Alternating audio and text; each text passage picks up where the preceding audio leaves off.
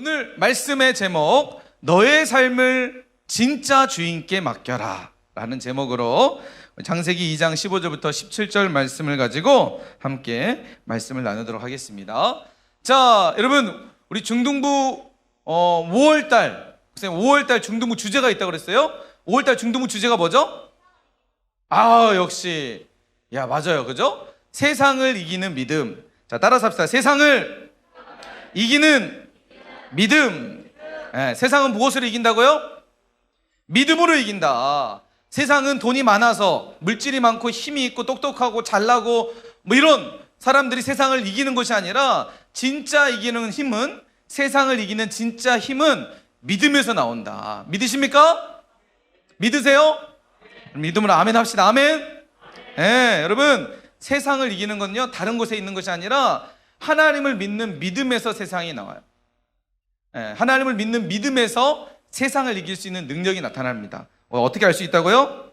어떻게 알 수 있죠? 자, 우리 말씀 요한일서 5장 4절 말씀 한번 읽어봅시다. 시작. 무릇 하나님께로부터 난 자마다 세상을 이기느니라. 세상을 이기는 승리는 이것이니 우리의 믿음이니라.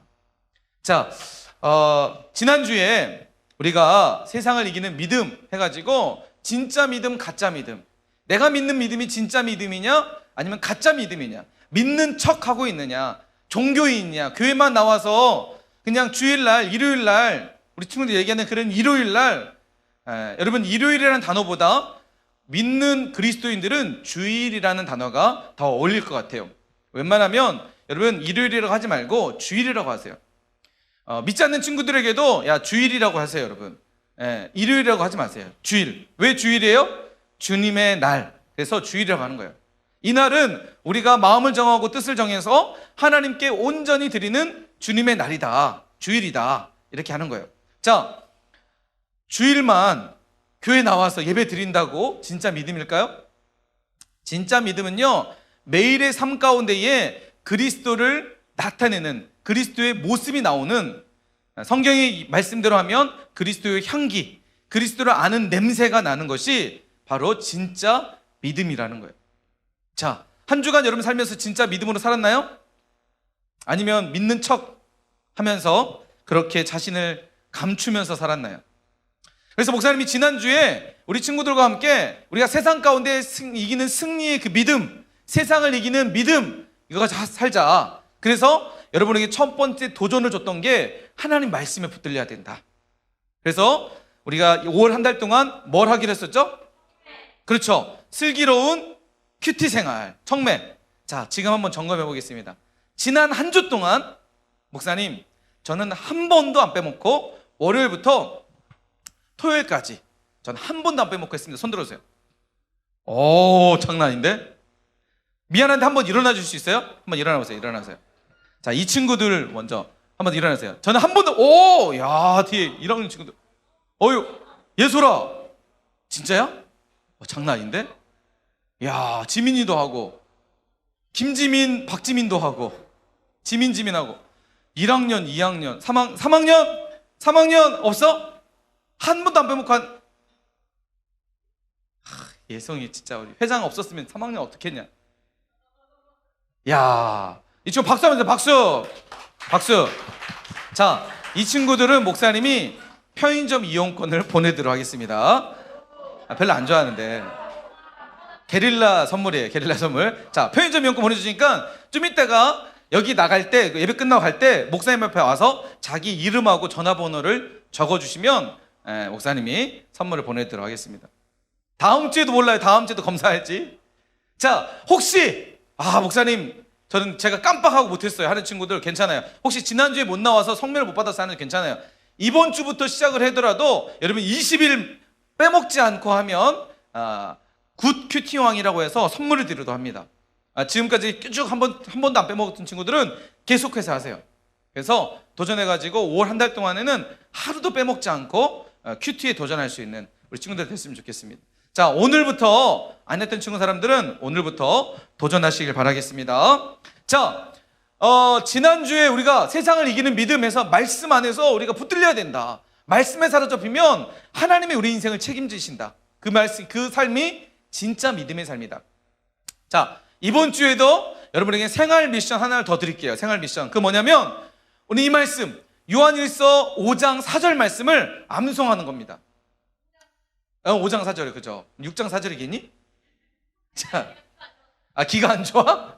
자, 정민아, 귓밥에 대놓고 귓밥 좀 이렇게 파줘.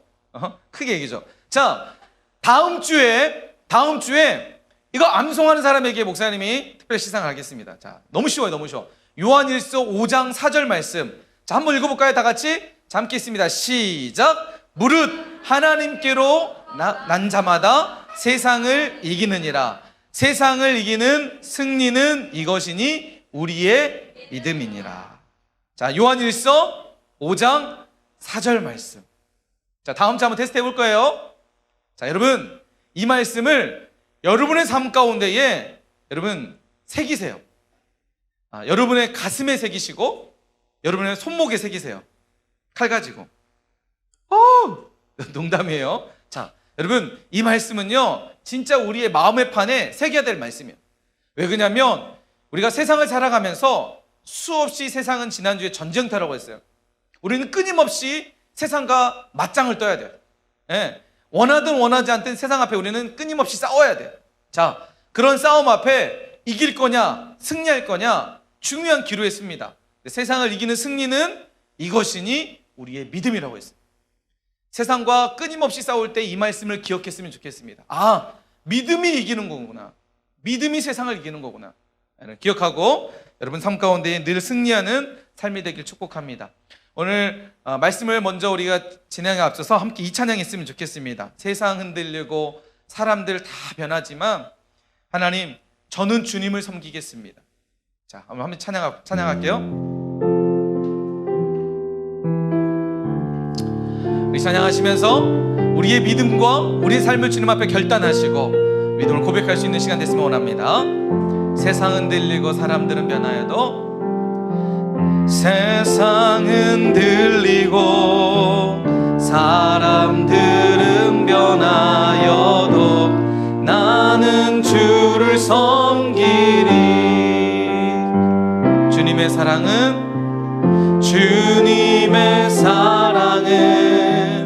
영원히 변하지 않네. 나는 주를 신뢰해. 믿음은 들리고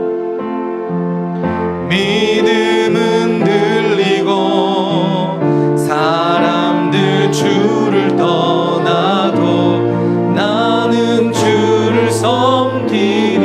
여러분, 이게 진짜 믿음입니다. 주님의 나라는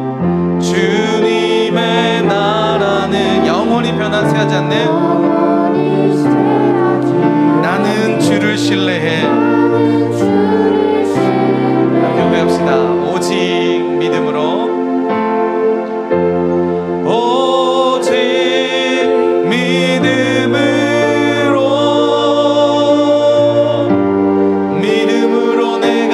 내가 살리라. 오직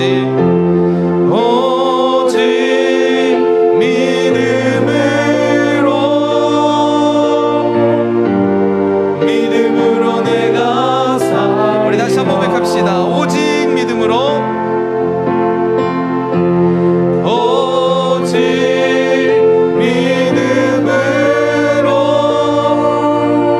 내가 살리라. 믿음으로 내가 살리라. 아멘. 오직 믿음으로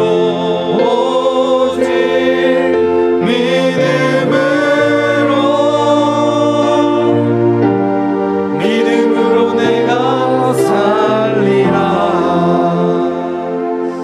여러분, 우리가 이 세상을 살면서 사람들은 많이 얘기해요. 야, 네가 사는 거, 네가 세상을 살려면 똑똑해야 되고 점수 높아야 되고 좋은 학교에 가야 되고 좋은 직장에 들어가야 되고 좋은 사람을 만나야 되고 많은 이야기들을 합니다.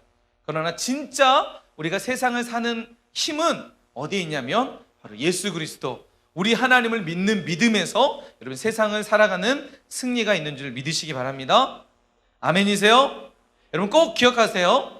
세상을 사는 것은 다 세상을 살아가는 방법, 세상을 이기는 것은 다른 곳에 있는 것이 아니라 우리가 지금 예배하고 있는 이 예배의 주인공 되신 하나님께 우리의 삶을 맡겨드리며 살아갈 때 여러분 세상은 승리하게 될 줄 믿습니다. 자, 오늘은 그래서 두 번째로 세상을 이기는 믿음 두 번째입니다. 두 번째, 자 따라서 합시다. 내 인생의 주인을 바꾸는 것. 자, 세상을 이기는 믿음 두 번째예요. 내 인생의 주인을 바꾸는 거예요. 내 인생의 진짜 주인께 내 삶을 맡겨드리는 거예요. 이전에 내가 삼았던 나의 삶의 주인을 그것에서 진짜 주인께로 내 삶을 바꿔드리는 것이 여러분 믿음이라는 거예요. 여러분 사람은 자기가 중심으로 두고 있는 거, 자기가 생각하고 관심을 가지고 있는 거에 대해서 사람은 움직이게 됩니다. 여러분 사람이라는 존재는요 아주 작은 것에 의해서 움직이는 존재예요. 자, 여러분 보세요. 이렇게 큰 배가 있어요. 이 배를 움직이는 이 배의 방향을 정하고 이 배가 가는 길을 여러분 이끌어가는 게 뭘 것 같아요? 사람. 그죠? 배만 놓고 보면 배 안에 어떤 것이 이 거대한 배를 움직일까요? 사람들 생각할 때 큰 거를 생각하는데 사실 이 배를 움직이는 것은요 다른 것이 아니라 배 안에 있는 작은 키예요. 키. 이 배를 움직이는 것은요 거대할 것 같지만 이 배를 움직이는 것은 이 작은 하나의 키가 이 배의 방향을 정하고 길을 정합니다. 봐야 될 목적지를 향해서 가도록 이끌어가요. 엄청 큰 것 같지만 사실은 이 작은 것 하나가 이 어마어마한 배를 움직인다는 거예요. 여러분 우리의 삶도 마찬가지입니다. 여러분 우리의 삶도요 우리가 대단한 것이 뭔가 있어야 우리 삶이 움직일 것 같지만 사실은요 우리가 생각하고 있는 거, 우리가 관심을 갖고 있는 거, 내가 지금 고민하고 있는 거, 여러분 이런 것들이 사실은 내 삶을 움직이게 된다는 거예요. 자, 여러분 한번 물어볼게요. 지금 나를 이끌어가는 것은 무엇인가요? 지금 여러분의 삶을 이끌어가고 있는 게 무엇인가요? 한번 생각해볼까요? 한번 생각해보면서 여러분 설교 노트 한번 적어보세요. 지금 나를 이끌어가고 있는 것, 지금 내 삶을 이끌어가고 있는 것, 지금 내 삶에 내 머릿속에, 자, 좀 더 쉽게 설명해 볼게요. 여러분 지금 여러분 한 주간 살아가면서 지금 여러분 머릿속에 있는 생각, 공부일 수 있는 친구도 있을 것이고 놀고 싶다, 게임, 스마트폰, 어떤 좀 거룩한 친구는 예수님, 기도, 말씀, 눈빛이 지금 수연이가 막 살아나고 있는 스마트폰. 자, 여러분은 지금 여러분의 머릿속에 좀 더 구체적으로 생각해 봅시다. 여러분 한 주간 여러분 쭉 살면서 지난 월요일부터 토요일까지 살면서 여러분의 생각을 사로잡고 있었던 것들이 무엇이 있었나요? 지난주에 중간고사 봤던 친구들은 시험이 여러분의 생각을 사로잡을 수도 있었을 것이고, 시험 끝났던 친구들은 놀고 싶다, 노래방 가고 싶다, PC방, 이런 것이 여러분의 생각을 사로잡을 수도 있을 것이고, 새로운 이슈가 있죠. 5월 21일 날 무슨 날이에요? 5월 21일이 무슨 날이죠? 성년의 날? 5월 21일 부부의 날? 부부의 날, 부처님 오신 날, 목사님 생일. 자, 5월 21일. 여러분 진짜 여기는 없네. 목사님 딸에게 5월 20일 하면 팍 튀어나오는 소리가 있어요. BTS 컴백하는 날. 맞아요? 5월 20일이 맞아요? BTS 컴백하는 날이래. 손꼽아 기다리고 있어. 돈을 모아야 된대. 왜 모아야 돼? 이제 BTS 컴백하면 앨범 사야 된다고 보고 있어. 진짜. 그 목사님 딸에게는 지금 머릿속에 사로잡고 있는 생각이 5월 20일 BTS 컴백. 혹시 여러분 비 알죠? BTS의 비 알죠? 비의 본명이 뭐예요? 장난. 김태형, 그죠? 슈가의 본명 뭔지 알아요? 민중기, 윤기. 윤기요. 장난 아니네. 미안해. RM 이름 알아서요? 장난 아니네. 자, 혹시 김태형 B죠, B? 생일 언제인지 알아서요? 12월 30. 목사님이 어저께 주원이한테 주원아, 자, BTS, 자, B 이름이 뭐야? 김태형. 생일 뭐야? 12월 30일. RM 이름이 뭐야? 김남준. 생일 언제야? 뭐 몇 월 며칠. 다 알고 있어요. 그래서 목사님 물어봤어요. 주원아, 사랑의 교회 담임 목사님 백동주 목사님 생일이 언제야?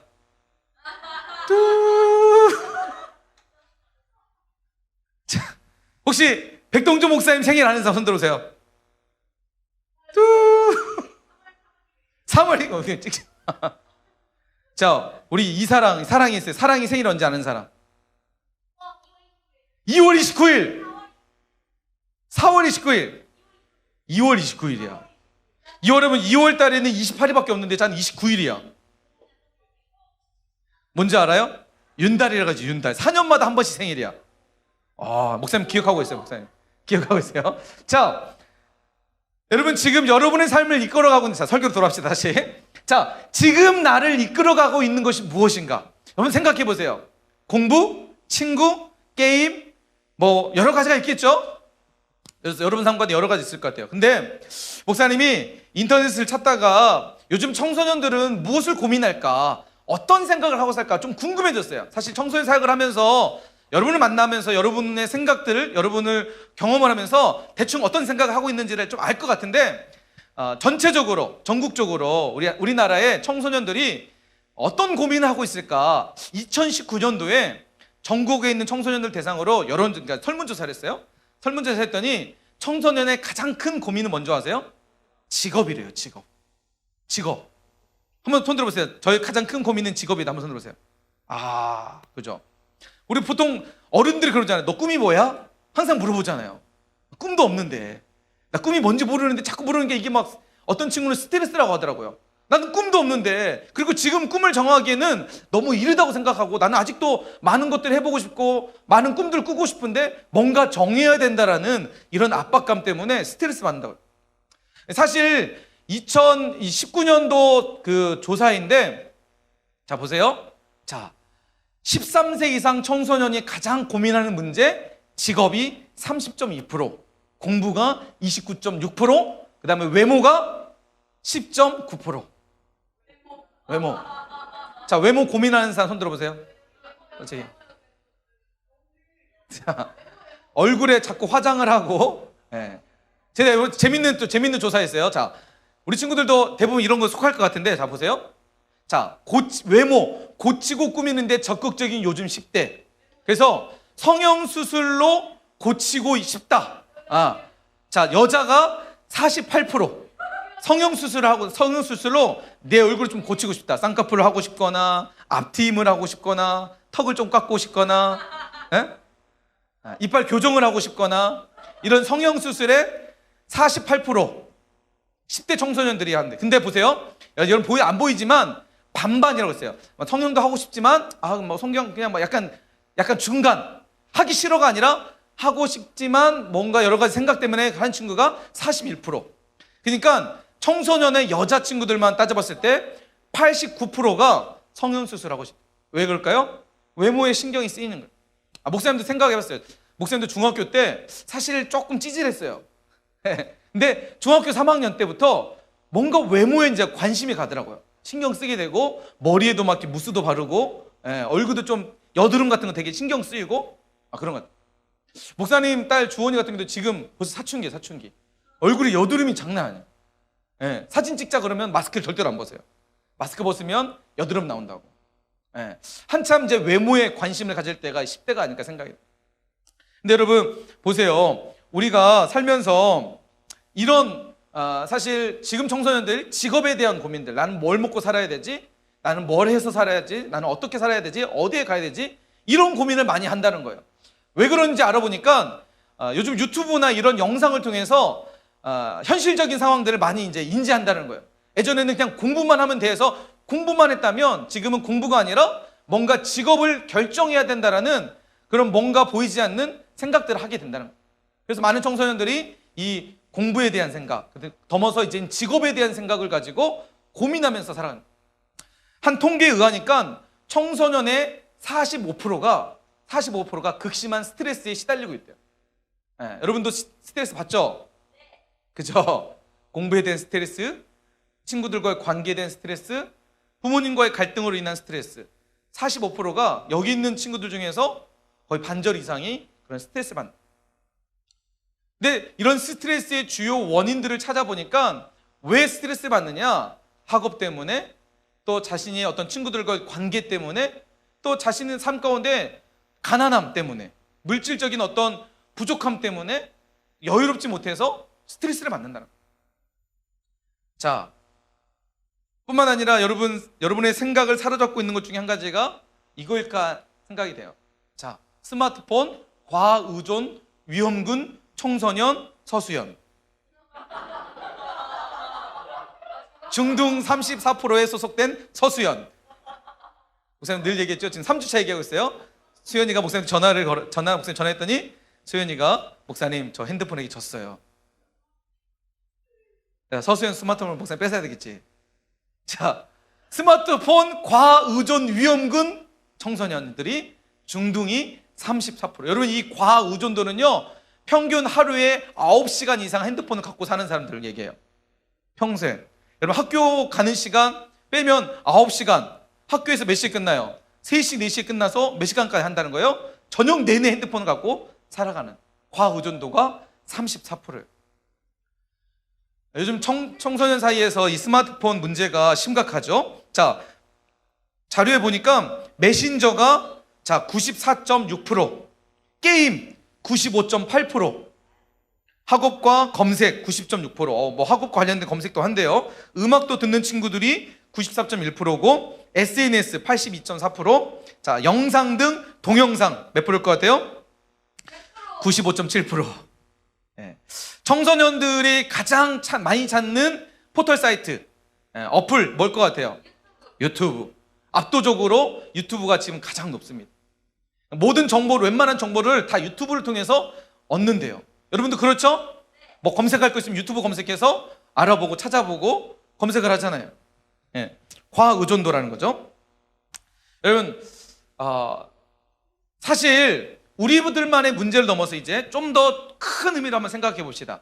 오늘 우리가 살아가는, 여러분 부모님도 고민하고 있고 우리가 살면서 우리도 수없이 고민하는, 우리의 생각을 사로잡고 있는 모든 사람들이 다 거의 대부분의 사람들이 이 문제에 대해서 고민할 것 같아요. 자, 바로 돈이라는 문제입니다. 맘모니즘이라고 그러죠.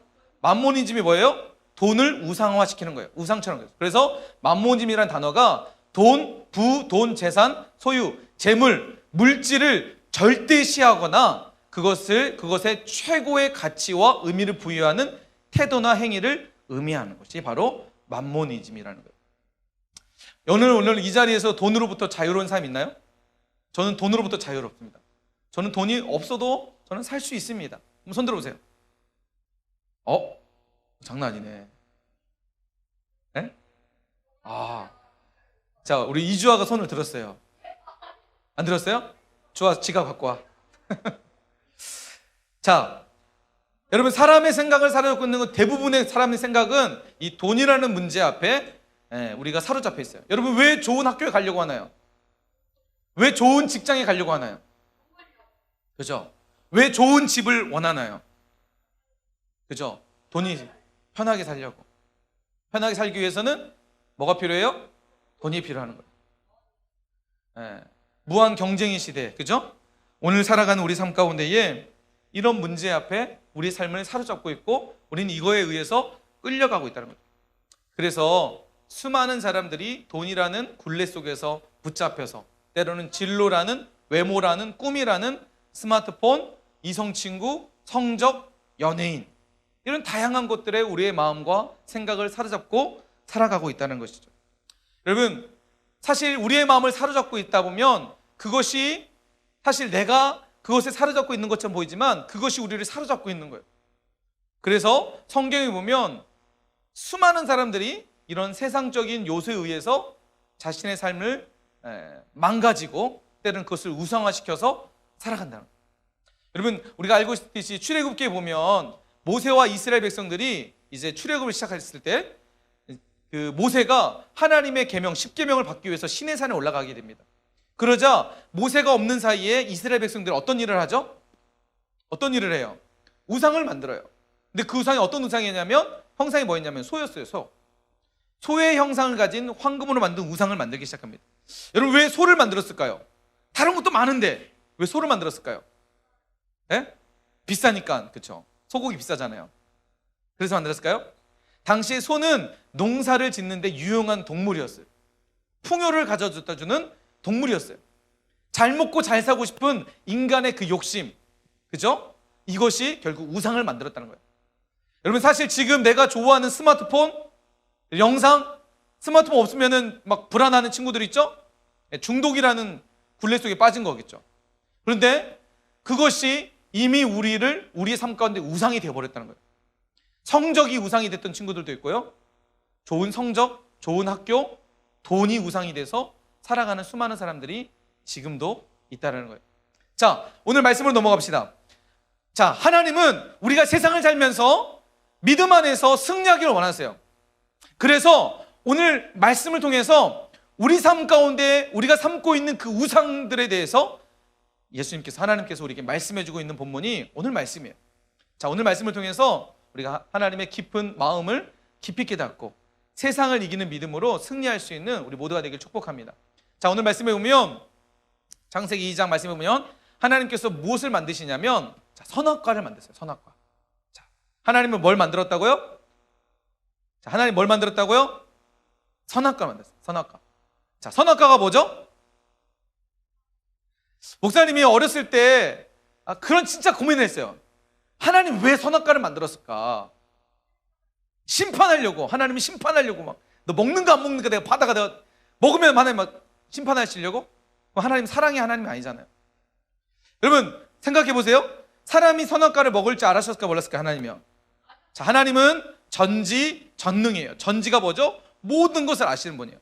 어제와 오늘과 영원토록 하나님은 모든 것을 다 알고 계신 분이에요. 우리의 미래조차도 하나님 다 알고 계시는 분이에요. 자, 그러면 하나님이 선악과를 만들고 사람을 만들었을 때 사람이 선악과를 하나님께서 먹을 줄 알았을까 몰랐을까요? 알았겠죠. 하나님 몰라서 만들었는데 갑자기 인간이 먹어버려가지고 아이고 먹었네? 하나님 뭐 이랬을까요? 아니에요. 하나님 아셨다는 거예요. 그럼 이런 의미가 생기는 거예요. 왜 하나님 만들었을까요? 하나님이 그 선악과 만들어서 결국 사람이 먹고 죄에 타락해서 영원한 형벌에 빠져야 되고 그 인간을 구원하시기 위해서 하나님께서 친히 이 땅에 오셔야만 됐었고 십자가에서 모진 고통과 고난과 치욕적인 그런 것을 당하셔야 하는 것을 아시면서 왜 선악과를 만들었을까요? 선악과 안 만들었으면 하나님 그러실 필요가 있었을까요? 하나님 이 땅에 내려오실 이유도 없었고 인간이 죄를 짓는 일도 벌어지지 않는. 그래서 청소년 때 목사님 진짜 고민했어요. 진짜 하나님 왜 선악과 만들었을까? 안 만들어서 그냥 했으면 얼마나 좋았을까? 그래서 이 선악과에 대한 생각이 되게 많았어요. 여러분 하나님 왜 선악과 왜 만들었을까요? 네? 왜 만들었을까요? 자, 성경을 한번 볼게요. 창세기 1장 27절과 28절 말씀해 보세요. 이 말씀은요, 하나님께서 사람을 지으시고 사람에게 하나님께서 이제 그 사람의 권한을 이제 부여하시는 말씀입니다. 자, 27절부터 28절 말씀 우리 한번 읽어볼까요? 하나님이 사람을 왜 만드셨고 하나님께서 사람을 통해서 어떤 일을 하게 하셨는지, 우리가 이 땅을 어떻게 해야 되는지, 하나님이 처음 사람을 만드셨을 때 그 목적에 대해서 말씀해 주고 있습니다. 한번 읽어봅시다. 자, 창세기 1장 27절부터 28절 말씀 함께 있습니다. 시작.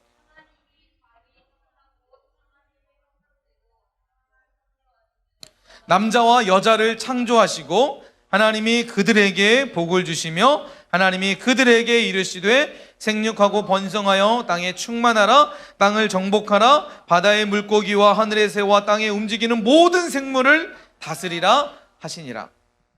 자, 보세요. 하나님이 사람을 창조하시고 사람에게 모든 권한을 위임하셨어요. 그러니까 하나님과 그 다음에 모든 피조물에, 그 피조물 가운데 누가 있냐면 사람을 두신 거예요. 하나님이 온 세계를 만드신 그 모든 세계를 누구에게 위임하셨냐면 사람에게 위임하셨다는 거예요. 자, 사람 위에 피조물 중에 위에 있는 존재가 있을까 없을까요? 아무도 있지 않다는 거예요. 자, 하나님이 그들에게, 그들은 하나님이 사람에게 복을 주셨고 하나님이 그들에게, 자, 하나님이 모든 다스리는, 모든 정복할 수 있는, 모든 것을 할 수 있는 권한을 하나님이 인간에게 주셨다는 거예요. 자, 인간은 어떻게 보면 절대적인 하나님의 권한을 받은 존재가 인간이라는 거예요. 자, 사람이 권한을 가지면 어떻게 하나요? 그 권한을 잘 쓰기도 하지만 사람은 그 권한을 남용하기도 해요. 요즘 우리 사회에서 많이 일어나고 있는 거 한 가지가 갑질. 여러분 들어봤어요? 네, 갑질 문화가 있어요. 자, 우리 은석 선생님이, 찬양 인도하는 은석 선생님이 지금 아르바이트를 하고 있어요. 네? 아르바이트 하면서 사장님의 눈치를 엄청 봐요. 오늘도 목사님한테 막 하소연하다. 목사님, 마감 시간이 1시간이 늦어졌어요. 그래서 네? 어떤 뭐 종업원 직원들에게 뭐 그거에 대해서 막 협의를 구하고 이런 게 아니라 1시간 더 일어났으니까 더 일해! 이런. 자, 돈을 더 주겠죠. 그죠? 돈 더 줘요? 아, 네. 좀 일한 만큼 준대요. 자, 감사하네요. 자, 갑질 문화가 있어요. 왜 갑질이 생길까요? 뭔가 자기 안에 권한이 생기면 그 권한을 가지고 잘 활용하는 것이 아니라 어떻게 해요? 그것을 남용한다는 거죠. 함부로 대한다는 거죠. 여러분, 하나님께서 사람에게 모든 권한을 주셨어요. 자, 오직 하나님만 인간이 잘 섬기면 되는 거예요. 그런데 여러분, 모든 권한을 주시면 사람은 타락하게 돼요. 자, 그래서 하나님께서 뭘 하시냐면 바로 선악과를 만드신 거예요. 자, 여러분, 선악과는요 하나님의 말씀이에요. 그죠? 선악과의 존재는 하나님의 말씀이고 하나님의 명령이고 하나님이 살아계시고 하나님께서 모든 피조물을 만드셨다는 증거예요. 증거겠죠. 왜요? 하나님이 사람에게 선악과를 만드시면서 동산에 있는 모든 나무의 열매는 너희가 임의로 먹지만 선악을 알게 한 나무의 열매는 너희가 절대로 먹지 마라. 먹는 날에 너희가 죽을 것이다 라고 하나님이 말씀하신 거예요. 자, 아담과 하와가 에덴 동산을 돌아다니면서 선악과를 볼까요, 안 볼까요? 볼 때마다 어떤 생각을 할까요? 왜 먹지 말라고 했을까? 자, 그걸 넘어서 선악과를 볼 때마다 하나님의 말씀이 생각이 나겠죠. 아, 하나님이 저거 먹지 말라고 하셨어. 하나님 저거 먹으면 죽는다고 했어. 자, 모든 권한을 가진 인간이 선악과를 볼 때마다 누굴 보게 되냐면 하나님을 보게 된다는 거예요. 하나님의 존재에 대해서, 하나님은 어떤 분이신가에 대해서. 하나님 어떤 분이시죠? 아담과 하와가 선악과를 볼 때마다 하나님 어떤 존재? 내가 하나님의 말씀에 순종해야 되는 존재. 나는 하나님의 말씀 안에 있어야 되는 존재. 하나님과 하나님의 그 말씀 속에서 살아야 되는 존재. 여러분, 선악과를 볼 때마다 인간은 그 생각을 하게 된다는 거예요. 선악과는 우리를 죄를 짓도록 만들기 위한 하나님의 심판의 도구가 아니라 사실 선악과는 하나님이 우리에게 주신 행복 울타리라는 거예요. 왜요? 여러분, 인간이 선악과만 먹지 않으면, 그죠? 하나님의 말씀만 지키면, 하나님의 말씀 안에 있으면 어떻게 하는 거예요? 에덴 동산에서 영원토록 살 수 있어요. 그죠? 그건 보장된 거예요. 에덴 동산은 영원토록 살 수 있는 보장이 되어 있고, 에덴 동산에 뭐가 있었어요? 생명나무가 있었어요. 이 나무의 열매를 먹으면 영원히 살 수 있는 거예요. 자, 뭐만 지키면? 하나님의 말씀만 지키면, 하나님의 말씀 안에 있으면. 여러분, 그래서요, 선악과는 우리의 주인이 하나님입니다. 아담과 하와에게 선악과는 나의 주인은 내가 아니라 하나님입니다. 모든 권한을 가진 인간은 자신이 주인이 될 수 있어요. 그런 하나님은 인간이 자신이 주인이 되는 순간 가장 비참한 인생인 줄 아시죠? 자, 보세요. 창세기 3장에 보면 인간이 이제 아담 그 선악과의 그 뱀이 나타나서 하와에게 유혹하잖아요. 그죠? 자, 하와에게 뭐라고 유혹하냐면 동산에 있는 모든 나무의 열매를 하나님이 다 먹지 말라고 했느냐를 물어봐요. 그러자 하와 뭐라고 하죠? 아니야, 동산에 있는 모든 나무의 열매는 하나님 먹어도 된다고 했어. 그런데 동산 중앙에 있는 선악을 알게 한 나무의 열매를 먹으면 안 된다고 그랬어. 먹으면 정령 죽을까? 할 수 있다고 말씀하셨어. 그러자 사단이, 뱀이 뭐라고 유혹하냐면, 아니야, 하나님께서 네가 저것을 먹으면 너도 하나님처럼 되기 때문에 선악을 알 수 있기 때문에 먹지 말라고 한 거야. 자, 그러자 하와가 그 열매를 보면서 어떤 생각을 하냐면 먹음직도 하고 보암직도 하고 지혜롭게 할 만큼 탐스럽기 때문에. 자, 뱀이 하와에게 뭐라고 얘기했냐면 너도 하나님처럼 될 수 있어. 그래서 하나님이 먹지 말라고 한 거야. 자, 하나님처럼 된다라고 유혹했을 때 사람의 마음속에 뭐가 들어오냐면 자신도 하나님처럼 될 거라는 욕심이 들어오기 시작합니다. 자기의 주인이 하나님이 아니라 자기가 내 삶의 주인을 내가 될 거야. 내 삶의 주인은 나야 라고 생각했다는 거예요. 자, 그 생각이 결국은 선악을 알게 한 나무 열매를 먹게 되었고, 그죠? 하나님이 먹지 말라고 하는 그 나무 열매를 자기가 스스로 자기가 주인이 돼서 자신의 인생의 결정을 내가 할 거야 하고 선악을 알게 한 나무 열매를 먹었다는 거예요. 자기가 주인이 돼서. 어떻게 됐죠? 인간은 가장 비참한 인생으로 전락하게 됩니다. 영원히 살 수 있었던 인간은 죽음이라는 고통을 경험해야 됐고, 추위라는 고통, 땀을 흘려야만 먹을 수 있는 비참한 인생으로 전락하게 됩니다. 여러분, 사람이요, 자기가 자기의 주인이 될 때 이런 일들을 벌어진다.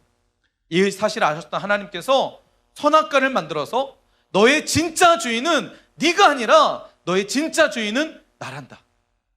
내 안에 있어야 네가 가장 행복한 인생 살 수 있고, 내 안에 있어야 내가 너를 만들었던 그 창조의 목적, 너에게 행복을 주고자 했던 나의 마음이 너의 삶 가운데 드러나게 되는 거예요. 여러분, 하나님께서 선악과를 만드시면서 우리에게 의도하셨던 것은 바로 우리의 진짜 주인이 누구인지를 하나님이 보여주길 원하셨다는 거예요. 우리 삶의 진짜 주인이 내가 아니라, 다른 것이 아니라 하나님이라는 거. 하나님이 우리의 진짜 주인이라는 사실을 이 선악과를 통해서 하나님께서 우리에게 보여주길 원하셨다는 거예요. 자, 그 선악과에 만드신 하나님이 우리의 주인이라는 것을 인정하려면, 그 주인 앞에 우리의 삶을 맡겨드리면 인간은 에덴 동산에서 영원토록 가장 행복한 인생을 살 수 있었습니다. 그러나 그것을 버리고 내 삶의 주인은 나야 생각해서 선악과를 따먹는 순간 인간은 가장 비참한 인생을 사셨습니다. 근데 목사님이 또 한 가지 고민했어요. 하나님, 그러면 선악과를 만드신 하나님, 그러면 사람이 선악과를 못 먹도록 막 불 울타리를 쳐가지고 넘어가지 못하도록 그냥 그것만 보도록 하면 안 되셨나요? 그러면 하나님 그렇게 하시면 안 됐을까요? 막 가시 울타리를 막 주변에 막 둘러가지고 그냥 선악과만 보기만 하고 거기는 절대로 들어갈 수 없도록 만들어 놓으셨으면 안 됐나요? 또 한 가지, 하나님 살아계시잖아요, 그죠? 아담과 하와가 선악과 먹고 나서 하나님 어떻게 하시냐면 아담과 하와에게 찾아와요. 아담아, 아담아, 네가 어디 있느냐? 하나님이 부르세요. 자, 그러면 하나님 왜 이렇게 늦게 오셨어요? 조금 선악과를 딱 먹으려고 할 때 하와야 막 불렀으면, 아담아 불렀으면, 하나님, 죄송해요, 제가 하나님 말씀 어길 뻔했네요. 내가 그래서 하나님 죄송합니다 이렇게 하면 됐잖아요, 그죠? 근데 왜 하나님은 잠잠하셨을까요? 왜 그냥 내버려 두셨을까요? 여러분, 가끔씩 우리가 그럴 때 있잖아요. 여러분, 죄 지을 때 있어 없어요? 막 죄 짓고 나서 막 죄책감 느낄 때 있어 없어요? 죄를 짓기 전에 하나님께서 막 말리셨으면, 내가 이거 막 죄를 짓고 나서 후회할 때 있잖아요. 그럼 뭐 하나님 좀 그때 말려주셨으면, 하나님 그때 막 번개를 치셔가지고 말려주셨으면, 이런 마음 들 때 있죠. 자, 아담과 하와가 선악과를 먹을 때 하나님께서 그냥 말리셨으면 안 먹을 수 있잖아요. 자, 여러분, 하나님은 어떤 분이실까요? 하나님은, 자, 따라서 합시다. 하나님은 인격적이신 분이시다. 무슨 말이냐면 하나님은 우리의 삶을 강제적으로 이끌어가지 않으세요. 그리고 하나님은 우리의 삶을 일방적으로 우리 삶에 개입하셔가지고 일방적으로 하나님 그렇게 우리 삶을 만들어가지 않으세요. 철저하게 하나님이 인격적인 분이시죠. 인격적인 분이신 뭐냐면 우리에게 선택권을 주시고 우리가 선택한 거에 대해서 존중하시고 그거에 대해서 하나님 이끌어 가시는 분이세요. 자, 선악과를 먹고 안 먹고의 문제를 하나님께 두지 않았고 하나님은 우리에게 맡겨 놓으신 거예요. 자, 절대적인 하나님께서 절대적인 힘으로 우리의 삶을 이끌어가지 않으신다는 거예요. 철저하게 하나님은 우리의 삶을 인격적으로 이끌어 가신다는 거예요. 선악과를 먹느냐 먹지 않느냐 우리의 선택에 맡기시고 그 선택에 대해서 존중하시고 때로는 그 선택에 따라서 책임도 물으시는 분이시라는 거예요. 자, 하나님께서 우리의 삶을 지금 말씀을 통해서 다시 한번 우리 삶을 정리하길 원하십니다. 말씀을 통해서 너의 진짜 주인이 누구인지를 정하길 원하십니다. 그런데 그 정하실 때 하나님은 강제적으로 반강제적으로 내가 너의 주인이야 하면서 하나님께서 우리 삶을 강제적으로 만들어가지 않습니다. 오늘도 말씀을 통해서 너의 진짜 주인이 네가 아니라 너의 진짜 주인이 물질과 인기와 성적과 돈이 아니라 너의 진짜 주인은 나란다. 하나님 오늘 우리에게 말씀하십니다. 그리고 우리 삶 가운데 지금 선택할 수 있도록 우리의 삶을 열어주십니다. 사랑하는 중등부 여러분, 세상을 이기는 진짜 믿음은요, 세상을 승리하는 진짜 믿음은요, 우리의 주인을 하나님께로 바꾸는 거예요. 내 인생의 주인을 하나님께로 바꾸는 거예요. 이전에 내 삶의 주인은 내가였고, 그래서 내가 원하는 대로, 내가 하고 싶은 대로, 내 마음대로 살았다면 진짜 믿음은 내 삶의 주도권을 하나님께로 두는 거예요. 하나님의 말씀에 내 삶을 올려놓는 거예요. 때로는 사랑하면서 나를 미워하고 힘들어하는 친구, 원수와 같은 친구, 하나님의 말씀은 내 원수까지도 사랑하라 말씀하셨다면 그 원수를 사랑하는 자리까지 내 삶을 맡겨놓는 거예요. 여러분, 이게 주인 바꿈이에요. 내 삶의 주인의 자리를 하나님께로 올려놓는 거죠. 여러분, 그런 사람이 진짜 세상을 이기는 사람입니다. 하나님은 위대하십니다. 아멘이세요? 여러분, 하나님은 위대하십니다. 하나님은 세상 그 어떤 것보다 가장 강력하신 분이십니다. 아멘이세요? 여러분, 우리의 삶을 그분께 맡겨드려야 그분의 손에 의해서 우리 삶이 가장 빛나는 인생으로 만들어질 수 있는 거예요. 내 힘과 방법으로 살면 한계가 있을 수밖에 없어요. 처절하게 실패의 자리로 내려가게 될 거예요. 그러나 내 삶의 모든 방향과 내 삶의 모든 것을 하나님께로 맡겨드릴 때, 내 삶의 주인을 하나님께로 둘 때 그분께서 우리의 삶을 책임져 가십니다. 한 가지 이야기를 하고 여러분 말씀을 마치도록 하겠습니다. 유럽의 스코틀랜드의 한 교회에 추수감사절 때가 되었습니다. 추수감사절 때가 돼서 교회에서 예배를 드렸습니다. 예배를 다 드린 후에 이제 교회에서 예배를 다 드린 후에 추수감사절이기 때문에 감사 예물을 드리기 시작했습니다. 헌금 시간이 돼서 사람들이 이제 헌금을 하기 시작했어요.